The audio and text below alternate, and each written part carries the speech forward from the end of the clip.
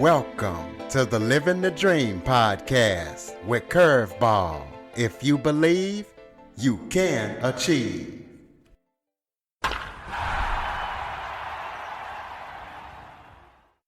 Welcome to the Living the Dream with Curveball podcast, a show where I interview guests that teach, motivate, and inspire. Today's guest is an author and a life strategist who helps people get through the hard times in life when it doesn't go their way. Bernice McDonald. Bernice is the author of the Little Books of Courage series, and her Brave method helps people find peace, see things for what it is, and to take the small steps to change everything. So we're going to be talking to her about her Tiny Brave method and about her Little Books of Courage series and everything that she's got going on and going to be up to. So Bernice, thank you for joining me. It's a pleasure to be here, Curtis. Why don't you start off by telling everybody a little bit about yourself? Well, that's a big question, right? Oh, let's just jump right into imagining that you are, walking up to the edge of this huge cavern and you want to get to the other side, but there's this big, big ditch in between you and there, and you don't know how to get across.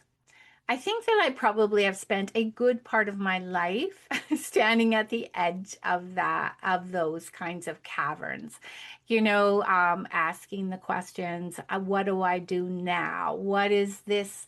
I'm so scared that I'm not going to be able to get across to the other side, and feeling as if I was the person who was not enough. Like, how do I get there? I can't jump across. I don't know what to do. So really, up until, and I'm kind of embarrassed to say this, up until I was about 48 years old, that's how I felt a lot about life. And, I was raised in a good home. I had lots of love, but I was one of those little kids who just needed, um, a lot of love, and I had a lot of questions. I drove people crazy with my questions. So even on my 19th birthday, I cried all day because I thought, I don't want to get older. I don't want to go here. I don't want to be like the adults that I knew who actually were pretty disillusioned with life. And, I saw them as angry and bitter. And, what I've come to understand is that really, in lots of ways, when we get to be in our 40s, where those adults probably were, we are rethinking a lot of things about life. And I think basically at the bottom of it all, they were scared of a lot of things, because as I walked that path right up to, that decade in my 40s, I had married a guy that wasn't exactly right for me. And I decided when I was at about that age, 48, 49, that it was time to make a decision to marriage. And of course, that led me up to a huge cavern, that big, deep place where, now I had to decide, who do I want to be? How am I going to get over there to that ideal life I kind of had in my brain? And so, as I went through my 6 years between my two marriages, looking for my knight in shining armor, which I found, by the way, um, I learned a lot about reinventing who I am. Well, I know you talk a lot about the tiny steps. So talk about. Actually, for the first time, I began, how, and that's the thing about the cavern, is that what I have now been teaching and training people to do is to build a bridge over that cavern. And every board that you step on, every board that you put into that bridge becomes a tiny brave step. So that's how I got through those years in between my two marriages. I began to talk about fear. I began to experience what it felt like to be courageous. And I started to develop, I didn't know I was doing this, but I actually began to develop a system for how to handle fear and how to allow fear to be in your life, but still be able to go ahead and do amazing, courageous things. So the tiny brave steps are about that. It's about taking those small steps one at a time when you don't know what to do. The most important thing is that you keep momentum going. You don't stop. You start building that bridge. And so um, you don't sit down anywhere. You just, when you're stuck and you're sad and you're alone, you stop and you think, who do I want to be here? And then you decide on a step that you can take next, even if it's as small a step as thinking, answering that question, who do I want to be here? Because courage comes out of that place of who you are. It is something that results from your identity. Um, so really, that's how the whole methodology kind of fell into place. All right. And I didn't mean to interrupt you. The internet kind of went crazy and I didn't realize that you were still talking until I started talking. So, Oh, no worries. That was perfect timing.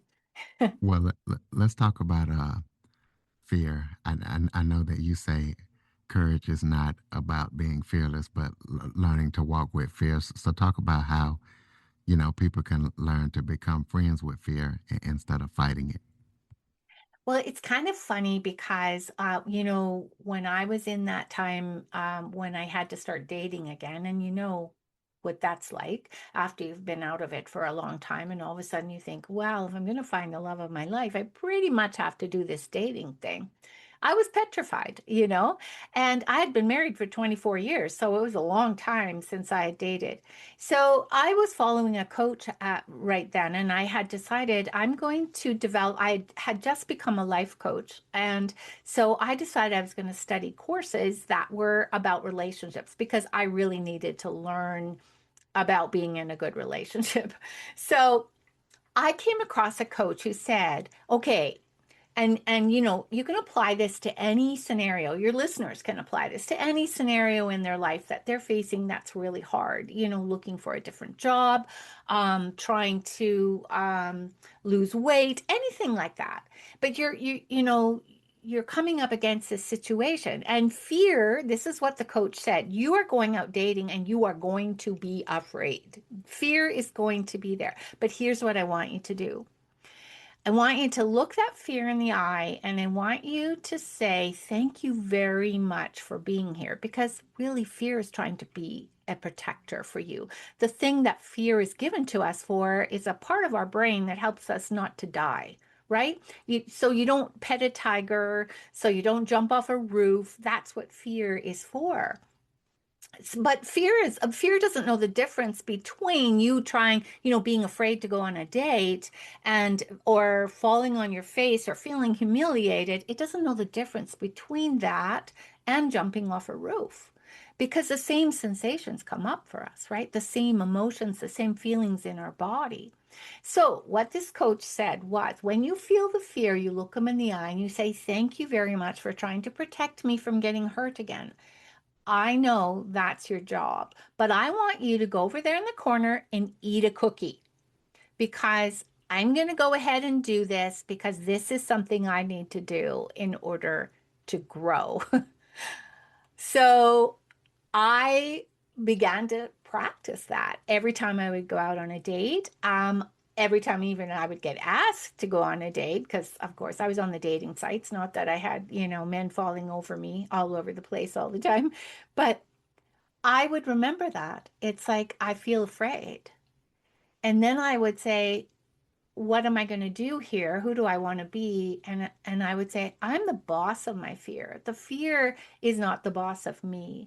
So I would say to my fear, go over there. Thank you for your warnings. Go over there in the corner and eat a cookie because I need to grow. I want to find love again. And if I'm going to do that, then I need to go ahead and do this. And I'll hear you chattering away over there in the corner, worrying about all kinds of things. But I am the one that is the boss. And so I'm going to make this decision for my life. And I would go out when I had that kind of attitude. And I could sit across from a man I didn't know very well, and I could just be interested in who he was. I learned to just relax and be there in that moment and know that I could handle it. And I was doing something that was going to help me to move ahead, to jump across that cavern, build that bridge, and get to the other side. So every time that you make a decision to take a step forward, even though fear is in the room, and fear will never go away, it's just always with us. Every time you take a step despite the fear, you actually build your courage. But the courage doesn't come until after you take the step. Do you know what I mean? Absolutely. Well, I know that people tend to want to control everything when life gets hard. So, talk about how people can learn to let go in a healthy way. Let's take a quick break. In Kansas, blind vending operators are vanishing without a trace. No bodies, no witnesses, only silence.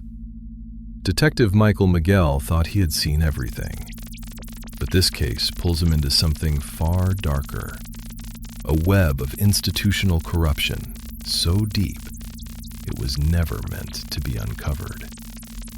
When vulnerable blind people disappear and bureaucracies close ranks, one question remains: who will fight for justice? As Miguel digs deeper, he uncovers a conspiracy reaching the highest levels of power, a system that exploits the very people it was designed to protect. The truth is buried in paperwork, hidden behind closed doors, guarded by those who have everything to lose. Some conspiracies hide in plain sight. This one hides in the dark. Iron Cane Media presents The Blind Conspiracy, written by Mikhail Battles Sr., available now on Amazon. Yeah, life is hard, right? I mean, we come across these caverns that are deep, and, we don't know how we're going to get through this thing. You know, hard stuff happens every day. So, the thing to do when you're facing that hard time is to remember that you are the one who makes the decisions. You are the one who makes the choices. And that hard times, when you look at them as, it just depends on who you're going to be in the middle of that hard time. Are you going to be somebody who is defeated, somebody who is easily, uh, you know, gets pushed into the corner themselves? Or are you going to be the one that steps up and says, this is who I am, this is who I want to be? And I this is hard, but I've been through hard times before, and I am able to get through this thing too.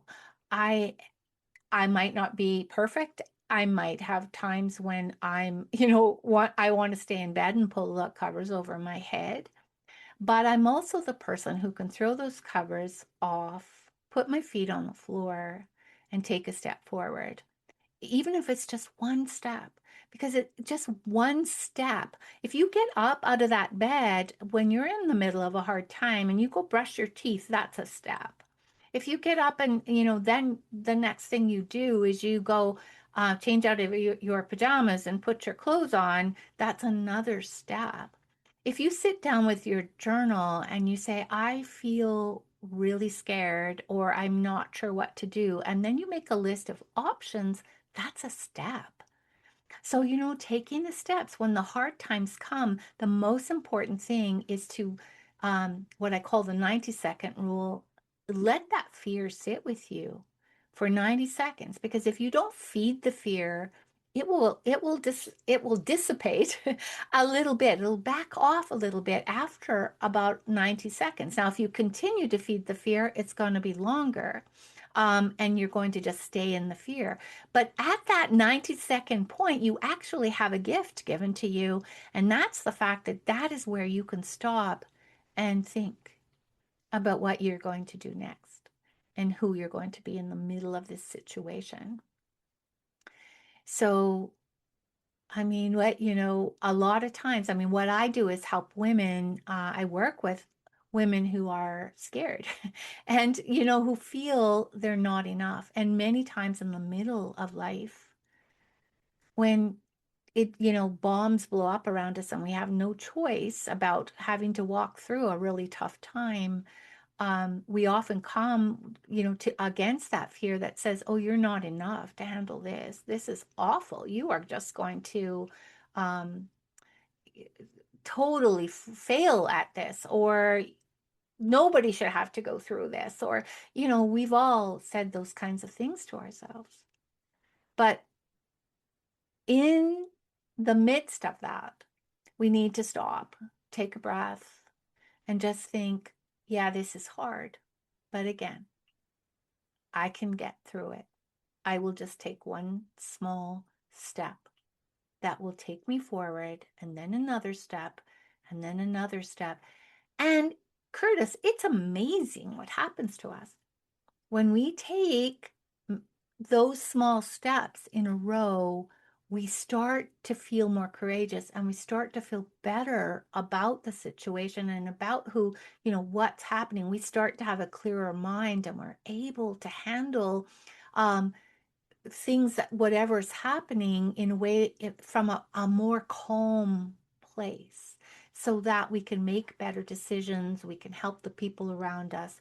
We can just get, become more steady.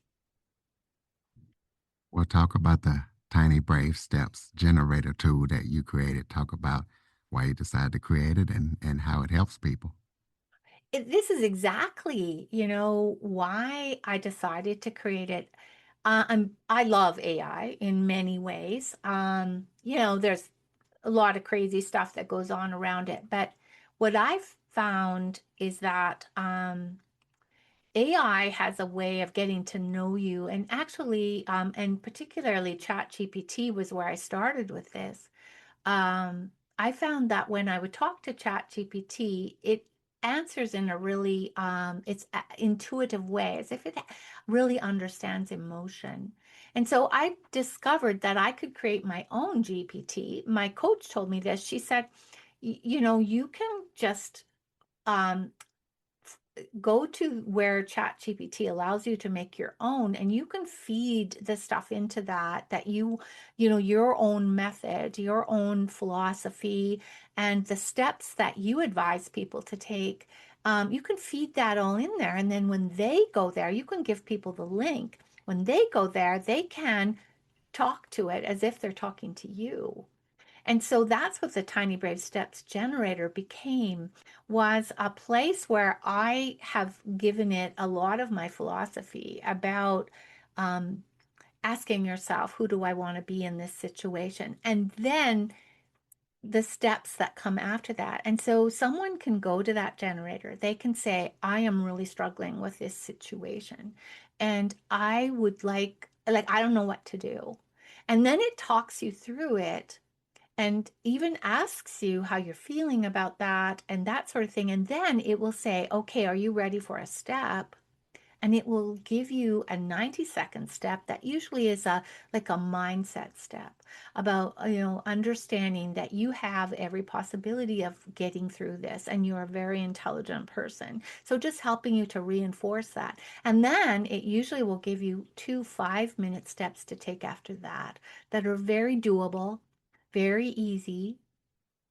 When we do small steps, what happens to us is we bypass the panic response, that flight or fight response in us. we can bypass that by taking very small steps because we feel as if we're moving forward. And so, just by actually getting some momentum going, again, like I said, the courage starts to kick in.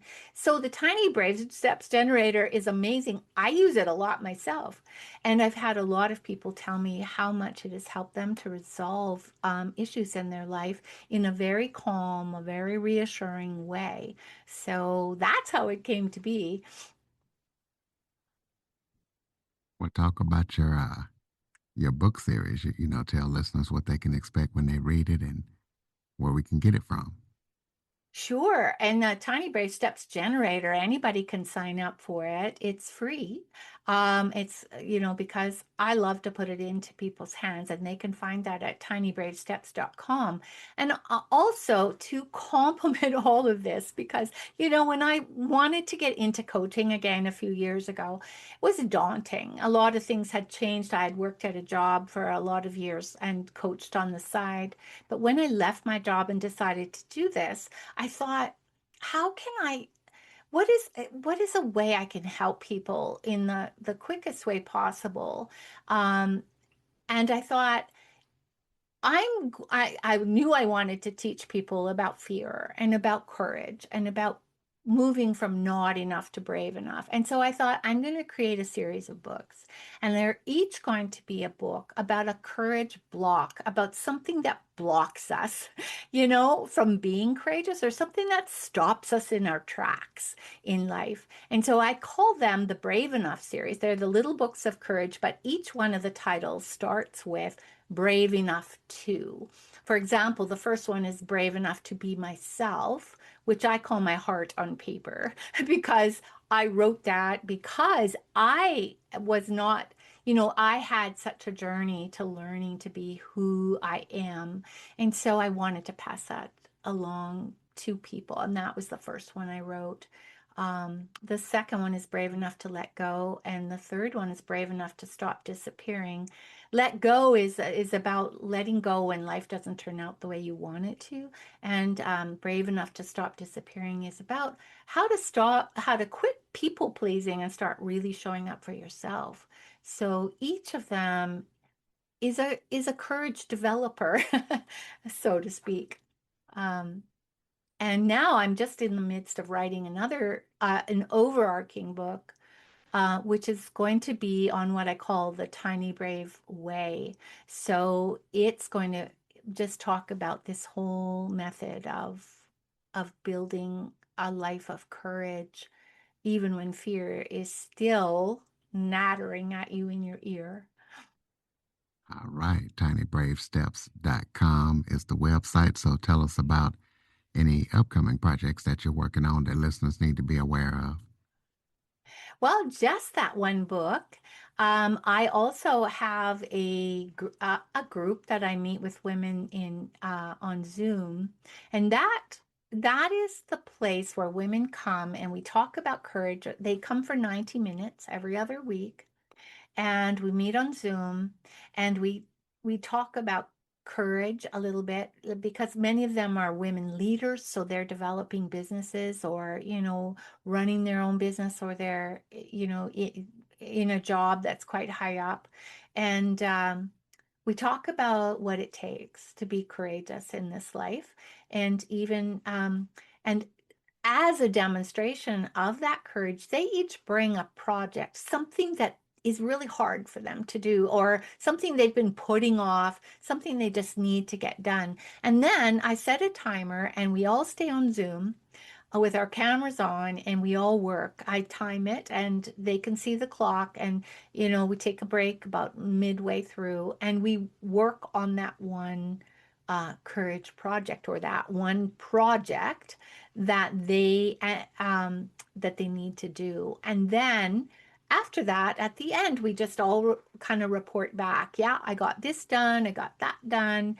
And I ask them, so what is it in you that what is a key strength that you have, something in you that helps you to do these kinds of things? Because we're really reinforcing the fact that we are enough. We have what it takes to get through life, to get through any hard things, even projects that are hard, that we can do it. And so each one of them then is starting to recognize that it comes out of who we believe we are, the strengths that each of us have. And that's how, by taking the step, the courage shows up. And then we can take another step. And that way we grow our courage, find out that we can accomplish amazing things. Absolutely. Once again, the website, tinybravesteps.com. So close us out with some final thoughts. Maybe if there was something I forgot to talk about that you would like to touch on, or any final thoughts you have for the listeners.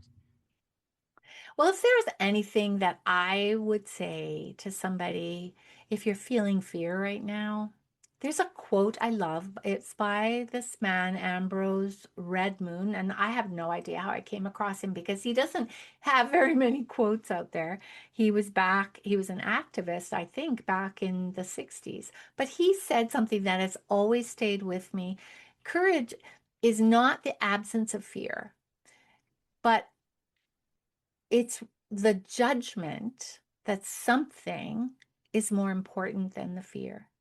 So if you want to get across that cavern, if you want to build a bridge over there to that place where you really want to be, then decide that that's more important than feeling afraid. And feel afraid, but still go ahead and take the steps. Do it anyway. That's right, ladies and gentlemen. Try to have courage in everyday life and not just through the hard moments. And please be sure to follow, rate, review, share this episode to as many people as possible. tinybravesteps.com. Check out Bernice's website. Check out the tool and check out the book, and share this episode to everybody you know.